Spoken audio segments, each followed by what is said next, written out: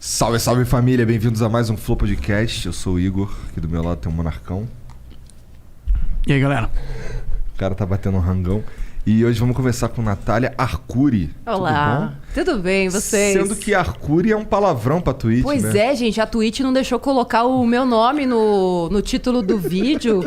Por favor, alguém conta pra gente. Agora eu tô o que curioso. significa. Eu tô curioso. Que porra é? Arcuri, não sei, não faço a menor ideia. Deve Não ter tenho alguma ideia. coisa a ver com curi, né? Curi? Não. Deixa eu... Tá, talvez.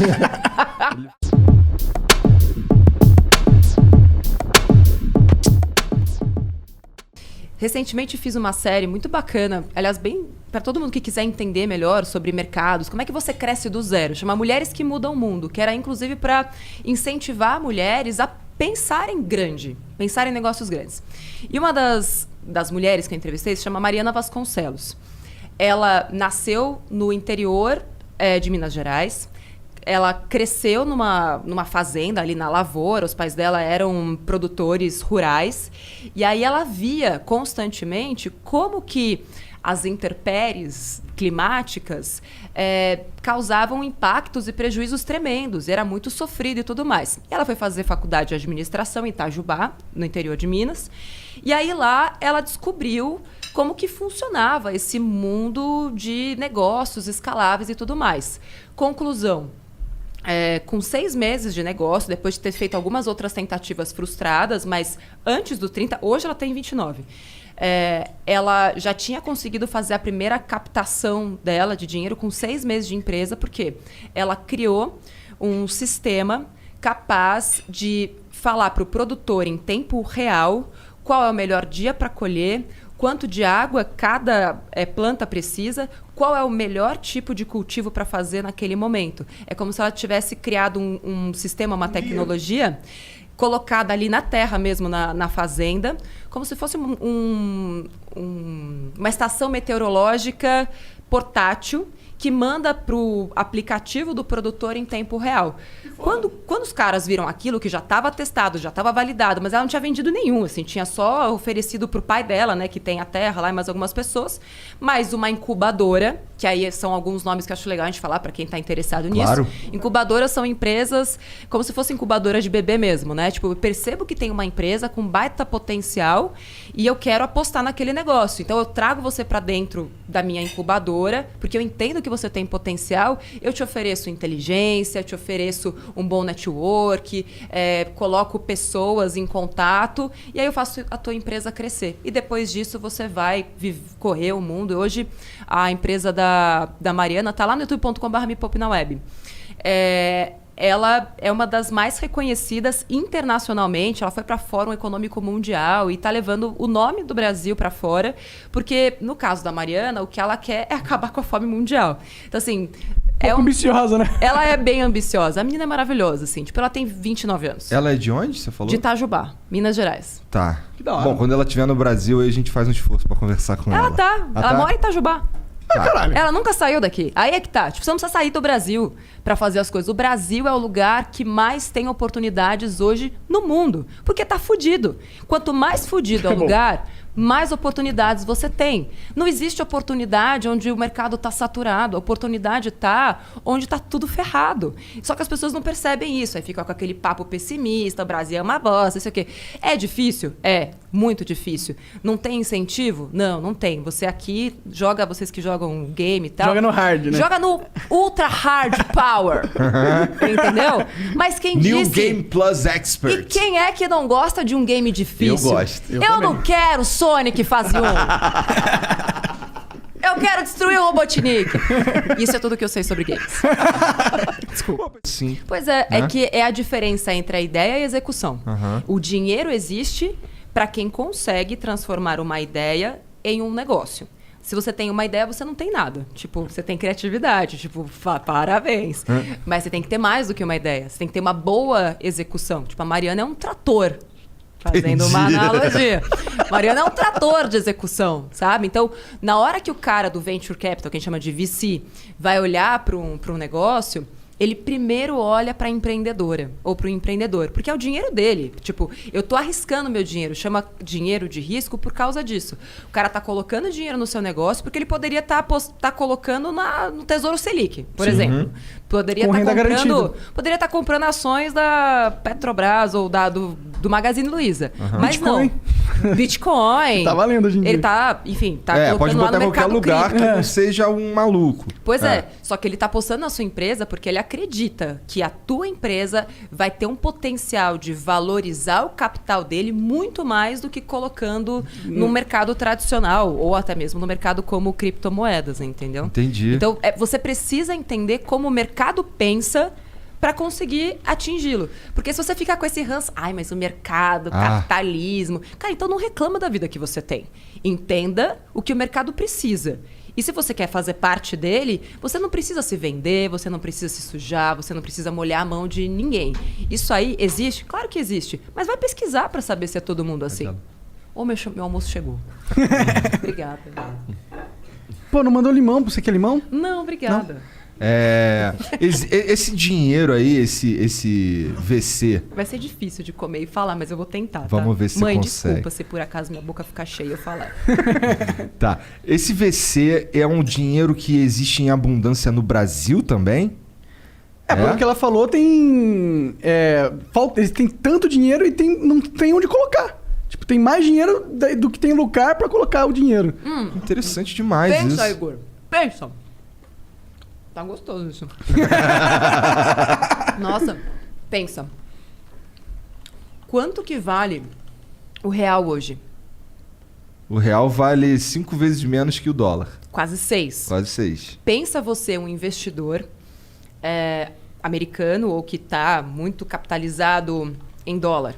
Você não quer colocar seu dinheiro no Brasil? É verdade, faz todo sentido. É o melhor momento, inclusive. Não é? E esse não seria o melhor momento para alguém que tem uma baita ideia com uma boa execução e atrás dessa grana para falar, cara, eu tô baratinho, me compra. Ou bota aí uma grana na minha empresa. Então, enquanto tá todo mundo olhando, nossa, que bosta, o dólar tá alto, não vou poder ir para Miami. Gente, tem que pensar rica. Faça-me o favor, entendeu? Você tem que pensar, assim, pra onde o dinheiro quer ir. E o dinheiro quer ir pra mim, entendeu? É isso, tipo, pra onde o dinheiro vai? Pra mim, porque ele não tem outra saída. É assim que o empreendedor precisa pensar. Eu sou o melhor lugar para esse dinheiro estar neste momento, porque eu tenho um bom negócio, tenho uma baita capacidade de crescimento, eu tenho um câmbio desvalorizado, o que é excelente para quem está trazendo o dinheiro aqui. Eu só preciso rezar para que não façam mais merda, né, lá no governo, para assustar os investidores estrangeiros, que é por isso, inclusive, que a gente tá com uma moeda tão desvalorizada, né? Os gringos acabaram indo embora, falaram, Deus que me livre, deixar meu dinheiro aqui. E aí o dólar foi ficando raro.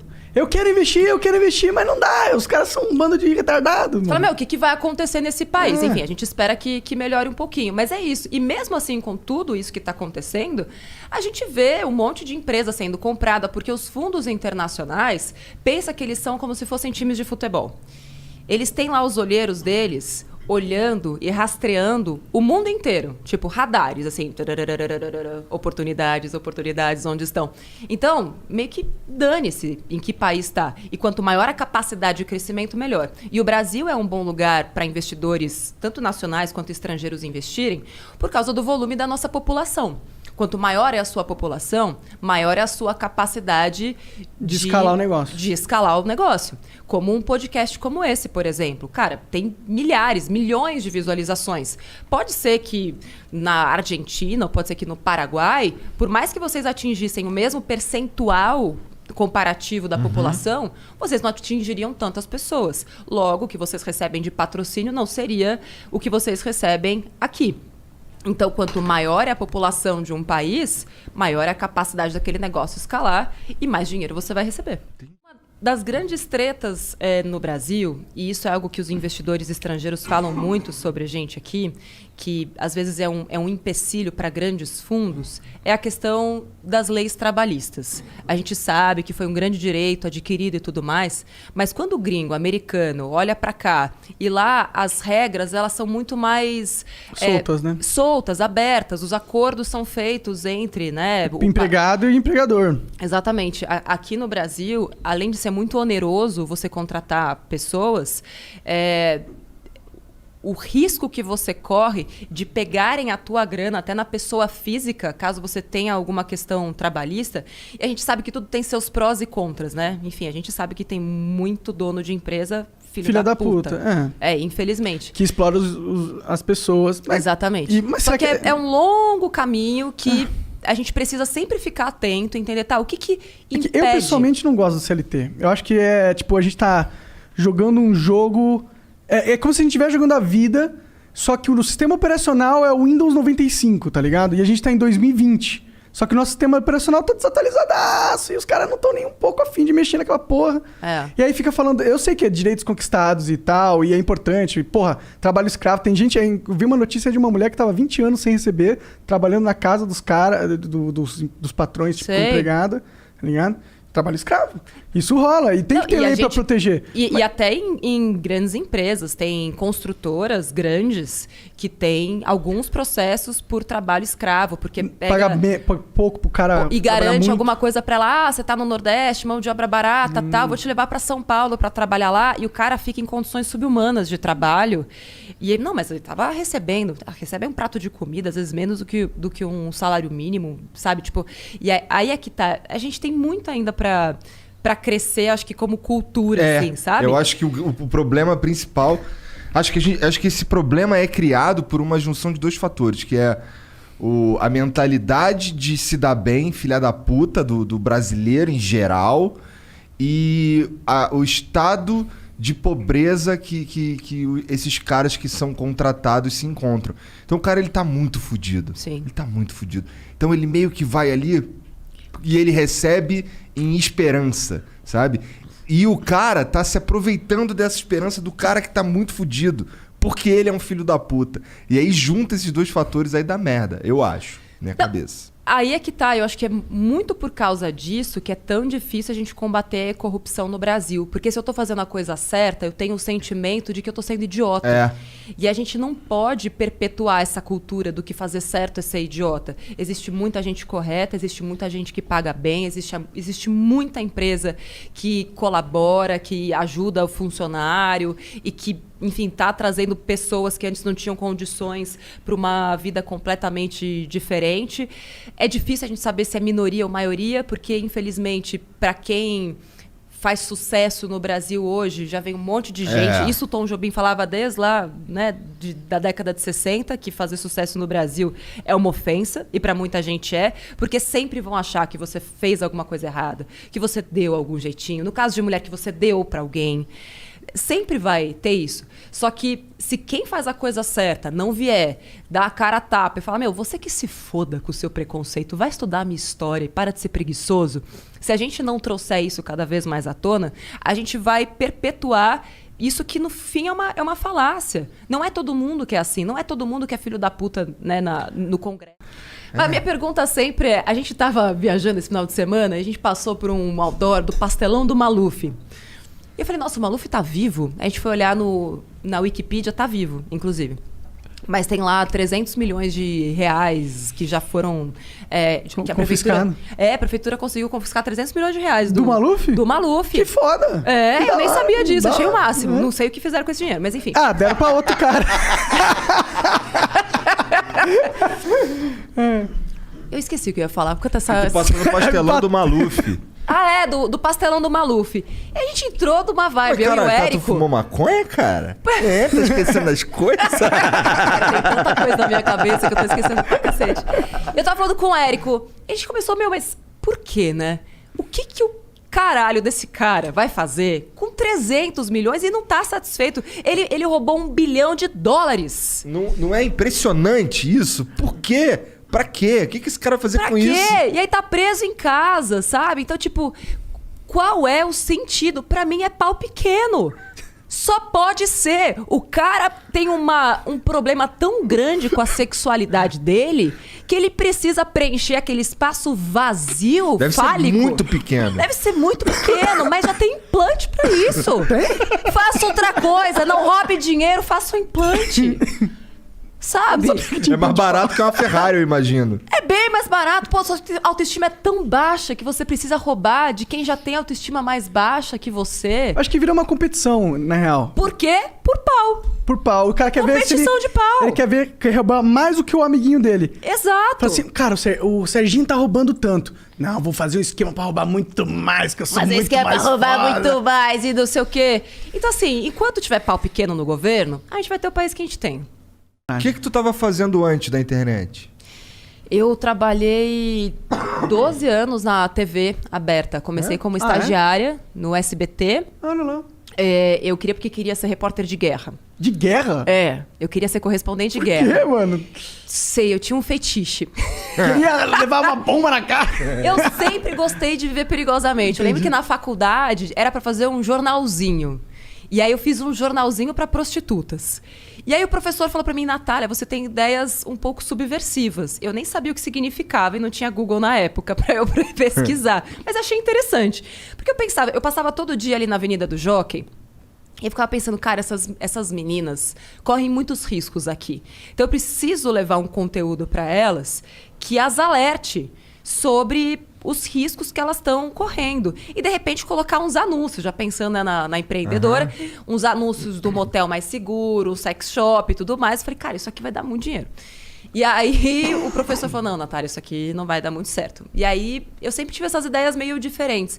E eu lembro que na época da faculdade, eu fiz uma monografia comparando a cobertura da guerra do Iraque feita entre veículos distintos. E eu, super ingênua, né, vi que a cobertura da Folha e do Estadão eram completamente desproporcionais, assim. Parecia que nem era a mesma guerra que eles estavam cobrindo. Em que sentido? Você acha que... De um lado, passando um pano total, assim, nos Estados Unidos. Agora, eu não me lembro mais quem era quem ali. Claro. Não me lembro mesmo. E do outro, tipo, tinham 2 repórteres, depois eu até comprei o livro deles lá... Fogo em Bagdá, eu vou lembrar o nome do repórter fotográfico que até escreveu um livro tal depois sobre a cobertura da guerra. E tipo, uma coisa que parecia muito mais real e algo assim meio tipo, parecia que só estavam pegando da Reuters e traduzindo. Entendi. Aí vou eu, toda fanfarrona, né? Ligo na Reuters, aí tipo, oi, tudo bem? Meu nome é Natália, eu tô fazendo aqui uma monografia. Gostaria que você falasse sobre a sua parcialidade na cobertura da guerra do Iraque. Caralho. A pessoa, não tem parcialidade. Não, porque se eu fui na USP, peguei todos os jornais, assim, do ano inteiro. E assim, vi todos os jornais. Fiz todo um levantamento. Falei, não, é completamente diferente. Tem uma parcialidade aqui, porque esse jornal falou isso, aquele outro falou isso. E vocês falaram outra coisa. E a pessoa desligou o telefone na minha cara. E eu tirei 7. E aí eu fiquei com essa coisa da reportagem de guerra. E aí no SBT, eu queria muito ser apresentadora. E aí disseram pra mim... Eu pensei que tu fosse ficar puta com jornalismo e, sei lá, vou agora fazer outra parada. Não, eu era muito obcecada, sempre fui. Eu queria ser repórter e apresentadora, eu era só estagiária. Meu chefe, tipo, me esculachava o tempo inteiro. Falavam pra mim que eu nunca ia conseguir ser repórter ali. Caralho. Nunca. E às vezes até, tipo, falava, você vai escrever o que o repórter vai falar, tá? Só que você não vai aparecer na câmera. Quem vai aparecer é ele. Então, assim, você faz o trabalho dele, ele aparece, mas você não vai aparecer. Isso era claro, assim, aberto. E aí eu falei, não, eu vou ser repórter e apresentadora. Aí fiz curso de locutora noticiarista, eu pedia pra trabalhar, pedia pra ir pra rua, assim, aquelas coisas que ninguém queria fazer de domingo, madrugada. Eu falava, não, manda eu que eu quero ir e tal. E aí apareceu uma grande oportunidade que deram, que era pra eu fazer um quadro de celebridades no Jornal da Manhã. Eu chorei o dia inteiro. Falei, cara, eu mirei no Cabrini e acertei no Nelson Rubens.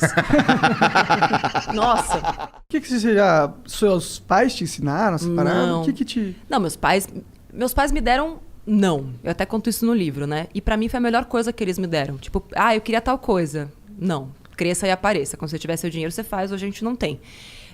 Então, assim, nunca me faltou nada, mas nunca sobrou nada. Nunca teve, tipo, presente era Natal e aniversário. Passou de ano, eu lembro que tinha colegas da escola que, passou de ano com nota 10, ganha uma boneca. Passou de ano, nota 10, não fez nada além da sua obrigação. E isso forjou a mulher que eu sou hoje, né? Entendi. Porque aquilo Mas você me entendia incentivou. de investir? Você sabia que naquela... Porque o brasileiro não investe até hoje. Investe, você não fale isso, tá? Não. Porque A nós estamos maioria... mudando a vida financeira das pessoas Não, no com certeza. Mas se for comparar com os Estados Unidos, lá, sim. proporcionalmente falando, e lá atrás era menos ainda. E você já tinha essa visão. Por quê? Como? Como que você tinha a visão de investimento? Você viu na TV? Não, eu tinha 8 anos. Dá tempo de contar as histórias todas? Olha, Cara, o tempo é seu. O tempo é seu. Mas eu vou resumir a história toda. Eu tinha uns 7 anos. A gente estudava escola particular, somos em 3 irmãs em casa. Aquela coisa, né? Pra pedir desconto no atacado. Era aquela escolinha do bairro e tal, mas que bom, conseguimos estudar bem. Beleza. E aí tinha a rica da classe, assim, né? Era classe média e tinha a rica. E aí ela chegou e falou, meu pai fez uma poupança, eu tinha uns 7 anos, pra gente ter um carro quando a gente fizer 18 anos. Natália, visionária desde aquela época, falou, carai, velho, um carro. E eu já queria fugir de casa desde aquela época. É sério, eu fazia planos já de fuga. Não, se eu levar uma maçã, eu preparava a mochilinha e tal. Caramba. E aí eu falei, beleza, eu preciso ter um carro com 18. E aí perguntei pros meus pais se eu tinha uma poupança que nem ela tinha pra comprar o carro. Meu pai falou, não, cresça e apareça. Imagina, auge da inflação, confisco da poupança, foi bem naquela época, ali 91, 92. Beleza. Eu falei, bom, então eu preciso... A gente é da mesma idade, então. Preciso dar os meus corre, eu sou de 85. Preciso dar os meus corre. Como é que eu vou fazer pra ter dinheiro pra comprar um carro aos 18? E aí, de vez em quando, meu avô vinha e dava, tipo, uma moedinha pra gente. Naquela época ainda era cruzeiro, um pouco depois, né, que virou real, ali em 94, 95. E aí eu falei, preciso de dinheiro. Comecei a juntar dinheiro, pequena mesmo. Já comecei a pedir pra trocar o presente de aniversário pra todo mundo por dinheiro. Guardava tudo num cofrinho. E aí eu ia juntando. Eu fazia cálculos e fazia... eu fiz um alfabeto... Doida, eu sei. Eu fiz um alfabeto codificado para que só eu soubesse quanto dinheiro tinha no meu cofre. Quantos anos você tinha? Eu comecei com 8, mas o alfabeto codificado foi com 9. Entendi. Para as minhas irmãs, caso tivessem acesso ao meu cofre, se elas tirassem dinheiro de lá, só eu ia saber que elas tiraram, porque eu tinha o alfabeto codificado. Exatamente. Quando eu falo essas coisas, eu falo, mano, eu tinha um problema muito sério. Não, semelhante. Mas, de novo, depois estudando a economia comportamental, tudo mais, e assim, eu fui fiel ao meu plano até os 18 anos de idade. E quando eu percebi que eu não ia ter dinheiro suficiente fazendo só as manobras que eu usava, eu comecei a ganhar dinheiro das formas que eu podia. Então, eu ia para 25 de março, comprava camiseta, fazia tie-dye e vendia na escola, fazia umas pulseirinhas lá de barbante e vendia na escola, promovia uns bazares na minha casa, comecei a fazer propaganda, porque eu descobri, tipo, uma vez me chamaram para fazer teste de propaganda, eu tinha uns 12, 13 anos e ganhei R$50 num dia. Eu comecei a infernizar minha mãe, eu quero fazer publicidade, eu quero fazer propaganda. E aí, então, na minha adolescência... Fiz muito desse tipo de coisa. E aí, com 18 anos, naquela época, eu tinha R$6.800. Entendi. O que hoje equivaleria a R$25.000. Enfim, dava pra comprar um carro. Não, dava pra comprar um carro usado. Eu queria um Escort conversível. Dava pra comprar um bug, no caso. E eu ficava, finais de semana, olhando o jornal e circulando qual era o carro que dava pra eu comprar. E eu lembro que tinha um carro repetido. 2. Um era um bug... E outro era um Jeep Willys, 88. Nunca vou esquecer. Todo final de semana ele tava lá e falava, tomara que ele esteja aí ainda quando eu fizer 18. Porque era a única coisa que dava pra comprar. Enfim. E o que aconteceu? Não tava... No fim das contas, a minha madrinha tinha feito, sem eu saber, um consórcio. Pra mim. No meu nome. E quando eu fiz 18 anos, ela foi contemplada. E eu nunca soube disso. Na sorte, assim? Na sorte. Vai lá.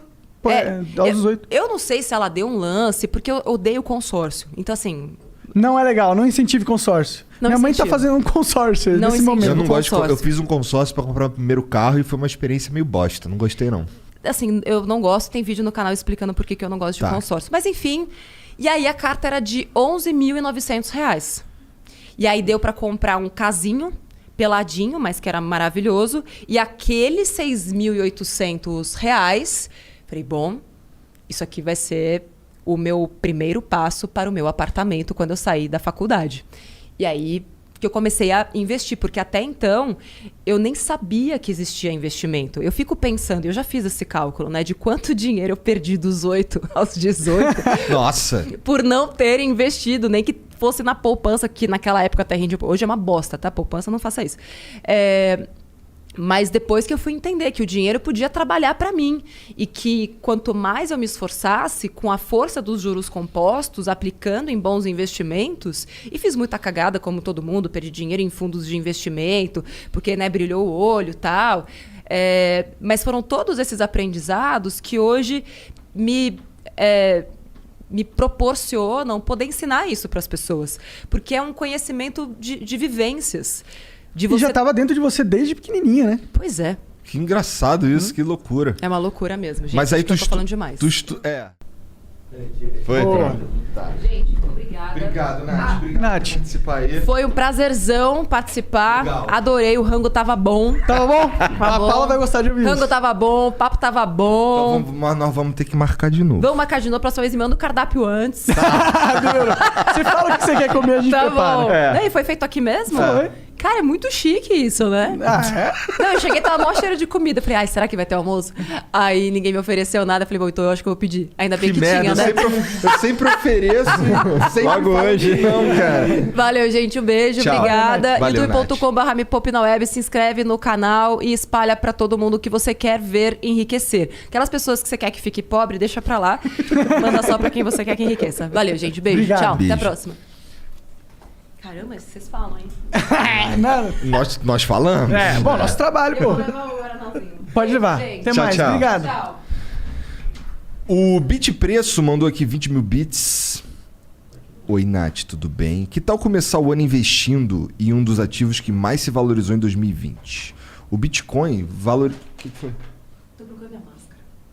Achei.